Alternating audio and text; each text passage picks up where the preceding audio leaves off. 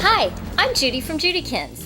If you're like me, you spend a lot of time on your cards and layouts. The last thing you want is for them to be ruined by the elements. You know, tears of joy, spilled coffee, sticky little fingers. Well, I have something new to show you that'll protect those wonderful works of art.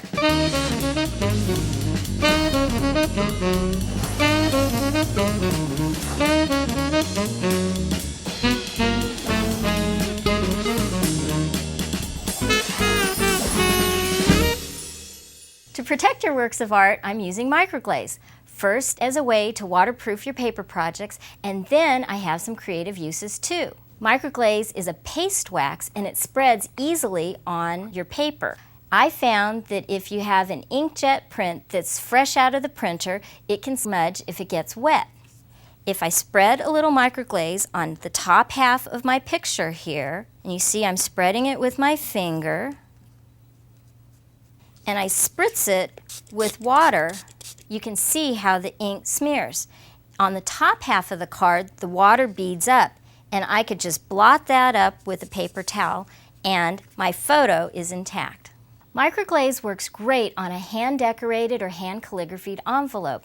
As you can see, half of the envelope I treated with microglaze, and the other half you can see the water damage on the untreated side. Well, I have this wonderful resist technique using coated cardstock. I'm going to use a paper towel and I'm going to tip it right into the microglaze, and I'm just going to apply a little bit on the card. I know you can't see this because the microglaze is clear. Next, I'm going to apply some dye-based ink, and you can see the areas that were resisted by the microglaze. The ink is going to bead up on the microglaze, so I want to use a paper towel to blot off the excess ink, and this way it won't contaminate the next color. Now I'm going to take my original paper towel, and this time I'm going to apply it on top of some of the inked areas. I want to be careful that I don't cover too much of the area because I want the second color of ink to go into the areas where there isn't any microglaze. Now I tap the ink on.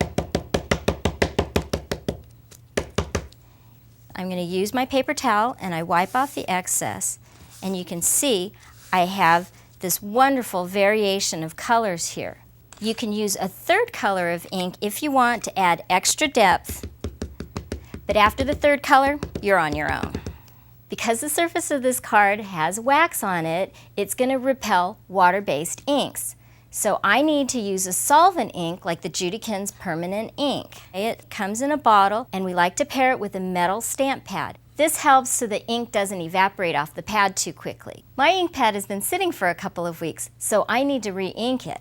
I just add a little bit of ink right to the surface of the pad, but I want to be careful that I don't add too much. With my dandelion puff stamp, I'm going to stamp a pattern on the card. I start out in the center, and I want to stamp in a loose checkerboard pattern off the edges of the paper. This gives my background a finished look. Here's the finished card. As you notice, I trimmed up my background paper so that it fits nicely on the note card. I added a paper cord embellishment by tying a square knot.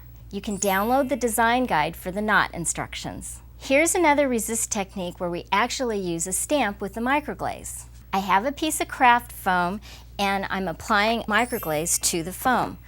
Just spread it out. You want to make sure that you spread enough so that it covers the area of the stamp. With my arabesque design stamp, I'm going to press it right onto the foam, and I'm picking up some of that microglaze. It's a little hard to see that the microglaze is on the stamp, but I'm going to stamp it right on the paper.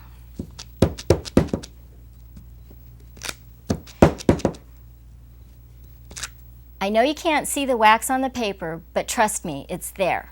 Now I'm going to add a little watercolor to the page. I have a piece of shrink plastic here, and I'm using these little tubes of watercolor. I just squeeze out a small amount onto my palette. I want the blue to be just a little bit lighter than what you see here, so I'm adding just a bit of white. And next, I want to dilute this with a little water. I have a little spritzer bottle here that I'm going to spray right on my palette. I like using a spritzer bottle because it helps me control how much water I'm using on my palette, and it's also contained in the bottle, so if I spill it, I don't have water all over my project. And next, I'm using the JudiKins color duster. I like the color duster because it's very compact and it has a lot of bristles, which will add the color to the card quickly. And now I'm going to apply it directly to my card, and you can see that pattern coming right up. Next, I'm going to add a little bit of the darker blue color. Again, I need to spritzer that with water. And now I'm going to pick it up with my second color duster. And I'll apply that blue in a couple of spots. I don't want to cover the entire card. This is going to take a little while to dry, and you notice the paper is warping from all the water. Once the paper's dry, you can iron it to flatten it out. Here's my piece that's dry. I'm going to use the JudiKins paper cords for my embellishment. The Japanese word for the paper cords is mizuhiki. First, I need to cut 2 slices into my card. I'm going to cut a 1/2 inch slice and about 1/4 inch apart at the top of my card. Then I'm going to cut 2 more slices at the bottom of the card. Again, a 1/2 inch long and about 1/4 inch apart. I'm going to fold my cord in half. This gives it a nice little point. Then I'm going to insert this in the top slices. Next, I take the ends and I wrap them around and I tuck one end into the bottom slices. And then I tuck the other end right underneath it. If you don't like the cord straight at the end, you can curl it. I like to curl it around a pencil, but my penknife here works just as well. Once I'm done curling, let me show you the finished card. Here's my finished heart card. I have the 2 colors of blue ink and the resisted stamp image that looks like a batik background. I've used the same technique by stamping this stamp with the microglaze on my scrapbook page. I added the photographs that I treated, and I coated the background paper with microglaze and my journaling. I hope I encouraged you to use some of these resist techniques on your photos, your page layouts, and your handmade cards. But don't use it on yourself. It doesn't make a very good raincoat. For step-by-step instructions on how to create this week's project, download the design guide featuring special make-it-your-own bonus tips.